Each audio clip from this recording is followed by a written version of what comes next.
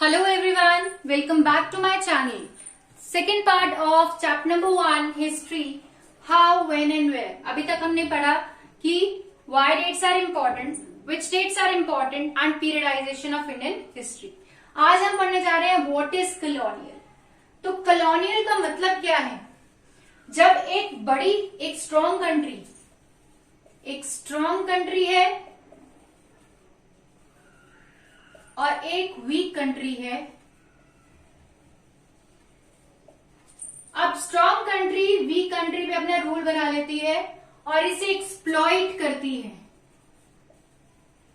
हर तरह से, चाहे उसके ह्यूमन को एक्सप्लॉइट करे, चाहे उसे इकोनॉमिक रिसोर्सेज को एक्सप्लॉइट करे, चाहे ह्यूमन रिसोर्स को, सब चीजों को एक्सप्लॉइट करेगी। That is called the colonisation. ठीक है, subjugation of one country by another and exploiting a country politically, economically or human of that country, that is called the colonization. अब इंडिया जो थी that became the colony of Britisher और इन्होंने यहां से सारे गुड्स को यहां से ले जाना शुरू कर दिया था।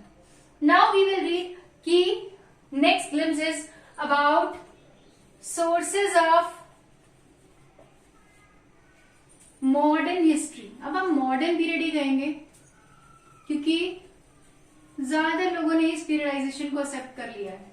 Although this modernisation doesn't come at that period. Modernisation अब आ रही है इंडिया में, अप्रोक्सीमेटली 100 इयर्स होने वाले हैं इंडिया को, ब्रिटिशर्स को इंडिया छोड़े, उसके बाद मॉडर्नाइजेशन आई है। Till that time we do not have the modernisation in our country. So what are the sources of modern history? First is administrative record. Administrative records क्या होते हैं? जो ऑफिस में जितने भी रिकॉर्ड्स होते हैं वो सारे एडमिनिस्ट्रेटिव रिकॉर्ड्स हैं। सिर्फ एक ऑफिस में नहीं, जो जैसे जुडिशरी हो गया, कोर्ट्स में जितने भी रिकॉर्ड्स हैं, आपके ऑफिस में जितने भी रिकॉर्ड्स हैं, किसी भी ऑफिस में, किसी भी तरह का गवर्नमेंट का कोई भी डिपार्टमेंट है, सब में जो भी रिकॉर्ड्स हैं, ब्रिटिश इंडिया के रूल में, ब्रिटिशर्स के रूल में इंडिया में सारे रिकॉर्ड्स रखे जाने लगे ड्यूरिंग द 19th सेंचुरी। उस टाइम पे प्रिंटिंग प्रेस नहीं थी, तब वो कैलीग्राफिस्ट उसे सुंदर करके लिखते थे और उसके रिकॉर्ड्स रखे जाते थे। But with the invent of printing press के आने से क्या हुआ? दे हैड मेनी रिकॉर्ड्स, बहुत सारे एडमिनिस्ट्रेटिव रिकॉर्ड्स आ गए। अब उन्होंने कहाँ रखने शुरू किए? पहले तो रिकॉर्ड रूम में रखते थे, ठीक है, अब वो archives and libraries and museums में रखने लगे। आर्चीव्स और लाइब्रेरीज में इसलिए रखने लगे कि आम लोग आके उसे देखें और हमारे रूल के बारे में ज्यादा से ज्यादा जाने। वो चाहते थे कि लोग हमारे बारे में जाने और लोग हमारे बारे में सीखें। और ये वही रिकॉर्ड से उतना ही लिखा था जितना गवर्नमेंट चाहती थी कि लोग जाने, उससे ज्यादा कुछ भी नहीं लिखा था जो गवर्नमेंट चाहती थी लोग नहीं जाने। ठीक है, clear to everyone? Administrative record official records होते हैं जो ऑफिस में रखे जाते हैं। तो ऑफिशियल रिकॉर्ड्स गवर्नमेंट मेंटेन करेगी, गवर्नमेंट वही चाहती थी जो दिखाया जाए, बाकी रिकॉर्ड्स में बाकी चीजें इसमें नहीं दिखाई जाती थी। ये सब क्यों होने लगा? क्योंकि अब गवर्नमेंट को ये लगने लगा था कि रिकॉर्ड कीपिंग बहुत इंपॉर्टेंट है, क्योंकि हम इन सारी चीजों को इन फ्यूचर इस्तेमाल कर सकते हैं। तो record, why official records were kept during the British rule? Because they thought that it could be used in future so that we can get the reference from all these things. अब दूसरा आ जाता है, second है, पहले हमने पढ़ा था administrative, next is survey. Survey में 19th सेंचुरी में उन्हें इंपॉर्टेंट कर दी थी, very important to make the surveys and keep the surveys, और अलग अलग तरह की सर्वेस करी जाने लगी। इन्होंने रिलीजन के बेसिस पे कि कितने, कौन से रिलीजन के लोग कितने हैं, कौन से रिलीजन के लोग कितने हैं, इसके बेसिस पे कास्ट, फिर सेक्स, मेल है फीमेल है, एनिमल्स जिनको जूलॉजी सर्वे कहते हैं, ठीक है, फॉरेस्ट में किस किस तरह के पेड़ पौधे पाए जाते हैं, लैंड किस तरह की लैंड है, कितनी फर्टाइल है, कितनी प्रोडक्शन होती है, ये सारी सर्वे की जाने लगी। ये सारी सर्वे करने की जरूरत क्या थी ब्रिटिशर्स को? उनको ये लगता था कि अगर हमें इफेक्टिवली एडमिनिस्टर करना है किसी कंट्री को तो ये सर्वे करनी चाहिए। इफेक्टिवली एडमिनिस्टर का मतलब उनका ये था that if they want to flourish more and more, अगर उन्हें ज्यादा से ज्यादा रेवेन्यू कलेक्ट करना है, ज्यादा से ज्यादा लोगों को उनको लोग चाहिए काम करने के लिए, तो उन्हें ये सारी सर्वेस करनी पड़ेंगी।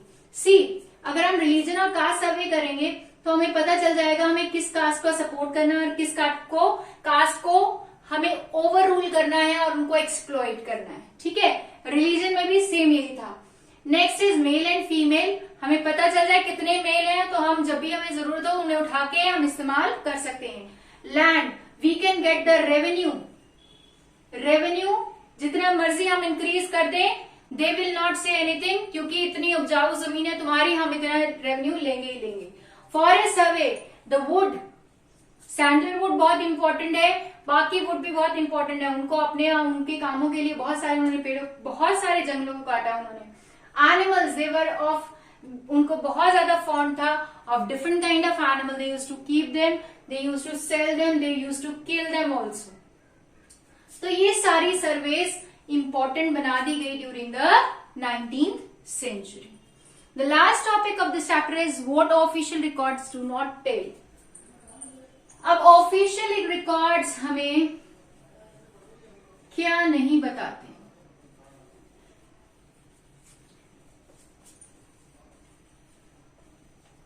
आप अगर रोज न्यूज देखो तो हर पॉलिटिकल पार्टी कहती है कि इनके ऑफिशियल रिकॉर्ड्स ये चीजें नहीं बताती।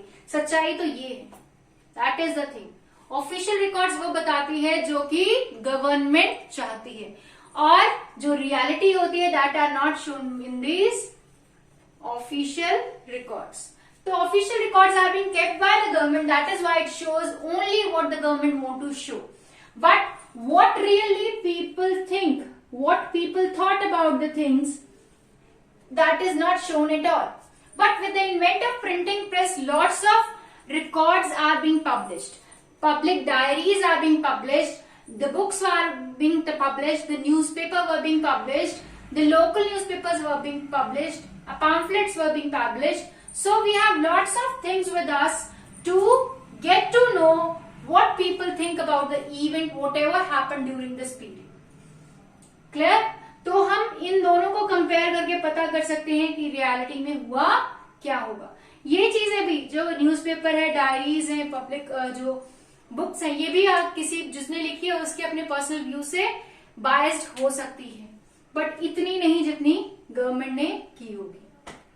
Clear? So there are two example. एक तो न्यूज़पेपर का एग्जाम्पल दे रखा है कि न्यूज़पेपर जब प्रिंटिंग प्रेस आई तो न्यूज़पेपर से कैसे खबरें फैलने लगी। तो इसमें एक एग्जाम्पल है पुलिस स्टेशन का। एक पुलिस स्टेशन में पुलिस के एम्प्लॉयज ने मना कर दिया कि हम ये खाना नहीं खाएंगे। Why? Because this food is not eatable even by the animals.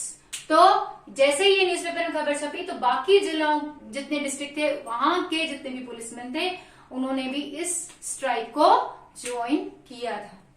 Next अगर हम देखें रिकॉर्ड्स से, तो एडमिनिस्ट्रेटिव रिकॉर्ड्स का एक एग्जाम्पल दे रखा है कि बहुत सारी स्ट्राइक्स हुई, नेवी के लोगों ने म्यूटिनिटी की, एंड अलग अलग जगहों का एग्जाम्पल दे रखा है। आपका it is on the page number 5, report of home department. इसमें आपका बॉम्बे का है, इसमें कराची का है एंड विशाखापट्टनम, तीनों जगहों का है।